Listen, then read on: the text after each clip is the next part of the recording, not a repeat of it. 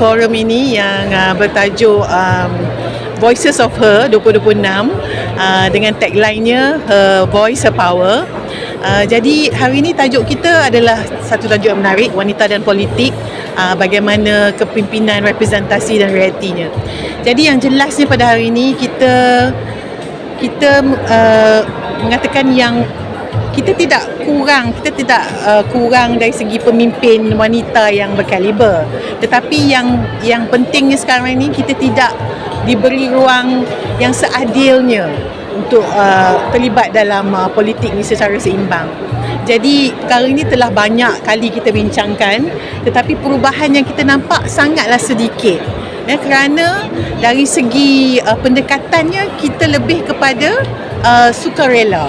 Sukarela lah parti politik itu untuk menentukan berapa banyak calon yang diletakkannya. Walaupun pada dasarnya dia mengatakan dia akan letak 30%, tetapi di akhirnya mungkin itu tidak terkesampaian. Jadi forum Voices of Her hari ini, kita dengan jelasnya ingin mengatakan bahawa kalau kita biarkan perkara itu berlaku, kita tidak akan nampak perubahan.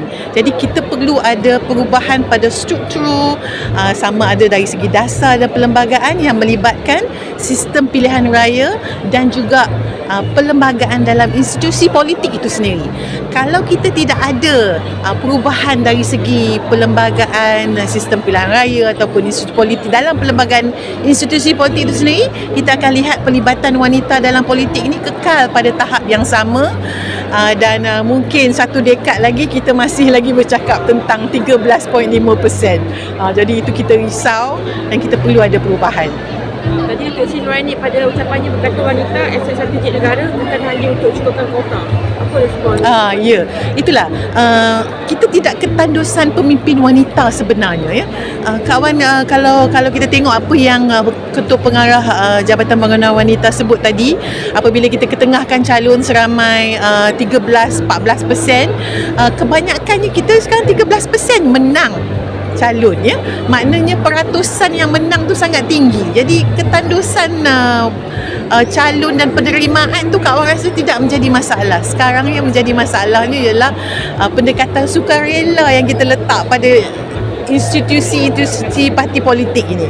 Kita perlu berubah itu kepada perubahan dari segi perlembagaan itu sendiri yang mengikat kepada keperluan itu, ya.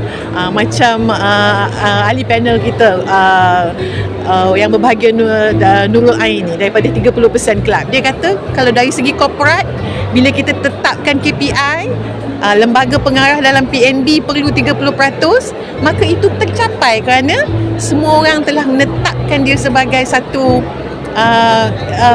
benchmark dan perlu dilaksanakan. Jadi kita pula perlu buat perkara yang sama dalam politik. Kita perlu letakkan dalam perlembagaan kita, perlu setiap parti politik menampilkan 30% calon. Kita tak cakap hanya tentang UMNO, kita cakap tentang semua parti-parti politik yang ada sekarang ini. Jadi bila kita tetapkan dasar perlembagaan seperti itu, insya-Allah kita boleh capai peratusan yang kita nak.